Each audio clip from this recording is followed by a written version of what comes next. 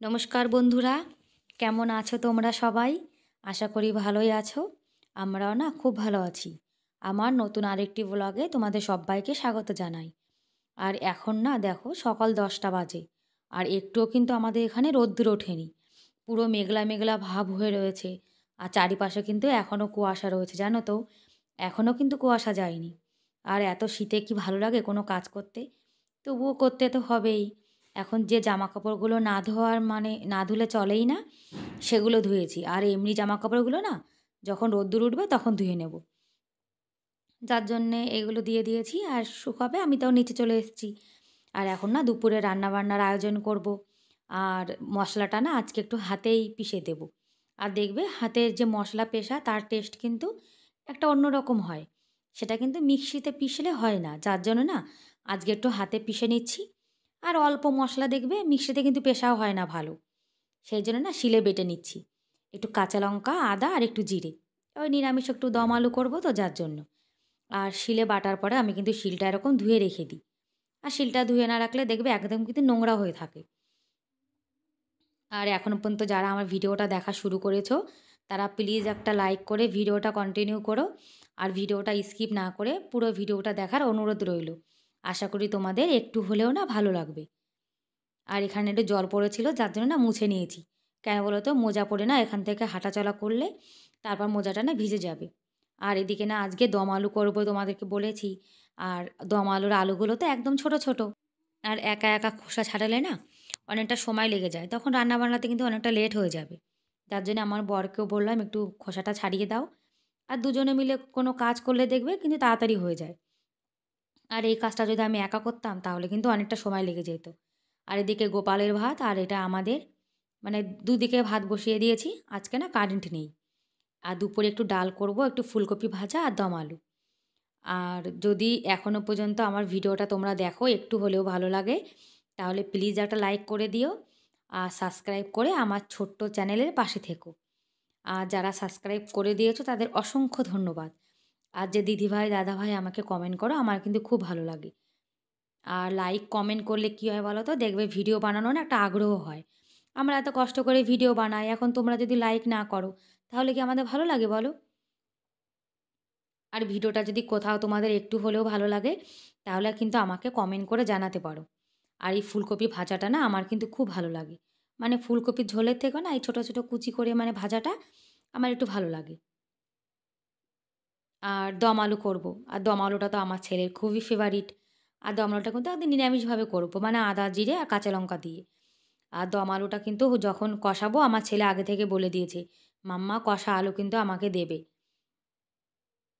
আর আমার ছেলে না এখন স্কুল ছুটি। দেখো ওর জন্য আলু তুলে রেখেছি। আর যখন আমরা ছোট ছিলাম তখন আমরাও কিন্তু এরকম খেতাম।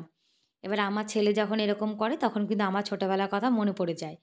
আমিও না যখন মা মাংস কষাতো আর এরকম আলু কষিয়ে রাখতো, তখন কিন্তু আমাদের জন্য বলতাম বাটিতে করে তুলে রেখে দেবে।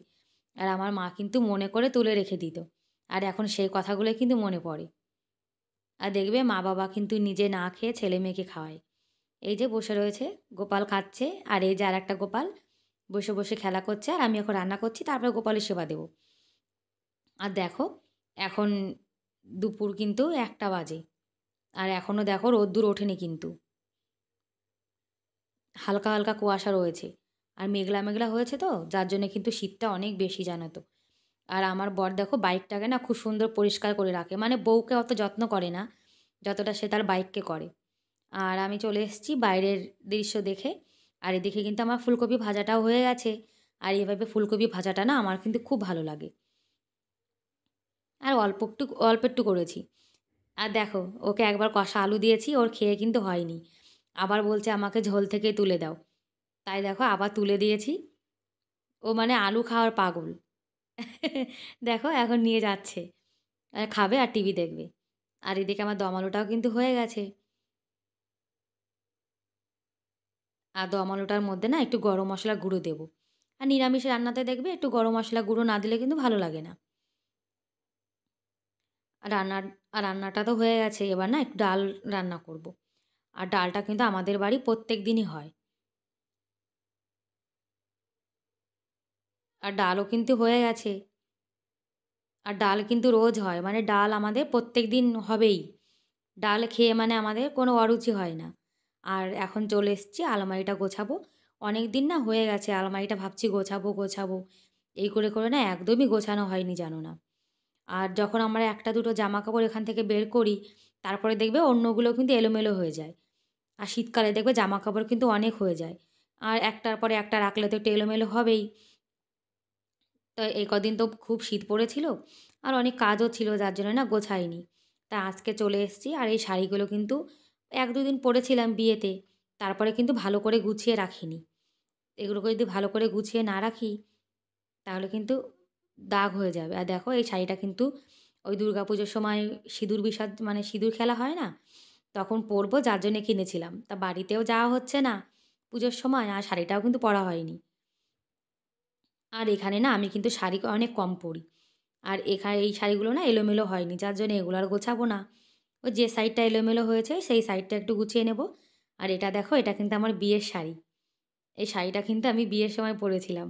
আর বিয়ের পরে না আমি একদিনও কিন্তু শাড়িটা পরিনি। আর শাড়িটা কিন্তু বাড়িতে রাখা ছিল। এবার যখন বাড়িতে গেছিলাম তখন শাড়িটা নিয়ে এসেছি। আর এখানে যখন কারোর বিয়ে হবে তখন আমি পরবো। আর বাড়িতে রেখে দিলে তো পরা হতো না। আর দেখো আর বিয়ের কিন্তু এই ১৩ বছর পূর্ণ হবে জানুয়ারি মাসের ২৬ তারিখে। আর আমার বিয়ে জানো তো অনেক অল্প বয়সে হয়েছিল। তখন আমার ১৭ বছর বয়স ছিল। আর দেখো বিয়ের কিন্তু ১৩ বছর হয়ে গেছে। আমার ছেলেও কিন্তু কত বড় হয়ে গেছে। আর দেখতে, দেখতে কিন্তু কেমন দিন চলে যায়, তাই না? মনে হয় যেন এই সেদিন হয়েছিল। আর এই জামাকাপড়গুলো কিন্তু আমার ছেলের স্কুলের। এগুলো কিন্তু এলোমেলো হয়নি। আর যে জামাকাপড়গুলো লাগবে না সেগুলো আমি আলাদা করে রেখে দেবো। আর এই জামাকাপড়গুলো দেখো আমার ছেলে কিন্তু মাঝে, মাঝে পরে আর এভাবেই রেখে দেয়। আর এগুলো তো গরমকালে পরার হাফ গেঞ্জি, এগুলোও না আলাদা করে রেখে দেবো। কেননা এগুলো তো এখন লাগবে না। যার জন্য আলাদা করে রেখে দিচ্ছি। আর শীতকালে দেখবে অনেক কিন্তু জামাকাপড় হয়ে যায়, তাই না? গরমকালে কিন্তু এত জামাকাপড় আমাদের কারোরই হয় না। আর এখানে কিন্তু আমার বরের আর আমার ছেলের জামাকাপড় অনেক কম আর আমার বেশি। আর জানো তো শাড়ি কিন্তু কেনা হয় কিন্তু শাড়ি পরাই হয় না। আর বাড়িতে বসে কিন্তু আমরা মেয়েরা নাইটিই পরি। অথচ কেনার সময় কিন্তু আমরা শাড়িই কিনি। আর শাড়ি কিন্তু আমার অত বেশি নেই, অল্পই আছে। আর যখন আমি বাড়িতে যাই তখন আমার মায়ের শাড়ি পরি। আমার মা বলে, "বেশি শাড়ি কিনবি না। যখন বাড়িতে আসবি আমার শাড়ি পরবি।"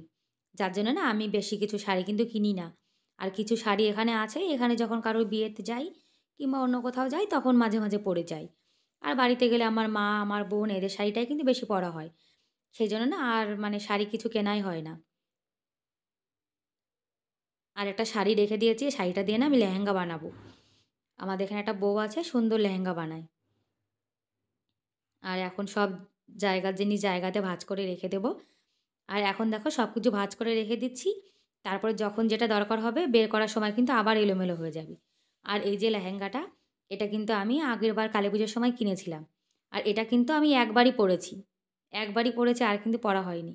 মানে কেনার সময় মনে হয় জিনিস দেখে যে এটা কিনি, ওটা কিনি। কিন্তু কেনার পরে কিন্তু আর পরাই হয় না। আর কি করব বলো? আমাদের মেয়েদের কিন্তু একটা অভ্যাস। মানে কোনো জিনিস ভালো লাগলে কিনতে ইচ্ছা করে। আর এটা না যখন মন চাবে তখন একটু পরবো। আর এর সঙ্গে যে ব্লাউজটা ছিল সেটাও না এর সঙ্গেই রেখে দেবো। আর আলমারি না এভাবে গুছিয়ে রেখে দিচ্ছি। আবার যখন একটা জিনিস বের করব তখন সব কিন্তু উল্টোপাল্টা হয়ে যাবে। আর আমার ছেলে আর আমার বর এরা দুজন কিন্তু বেশি আলমারি অগোছালো করে। এরা মানে যে জিনিসটা নেবে তার নিচে যেটা থাকবে সেটাকেও ফেলে দেবে। তারপর সেটাকে ওভাবে মুড়িয়ে আবার রেখে দেবে। মানে ভাঁজ করে রাখবে না। আর আমি একা কত করব বলো? আর দেখবে শীতকালে কিন্তু কোনো কাজই করতে ইচ্ছা করে না। আর এই ব্লাউজগুলো কিনে রেখেছি এগুলো কিন্তু পরাই হয় না। কেননা আমি শাড়িই পরি না। শাড়ি কিনতে ইচ্ছা করে কিন্তু আমার শাড়ি পরতে ইচ্ছা করে না। শাড়ি পরলে না আমার কেমন মনে হয় যেন দম বন্ধ হয়ে যাচ্ছে।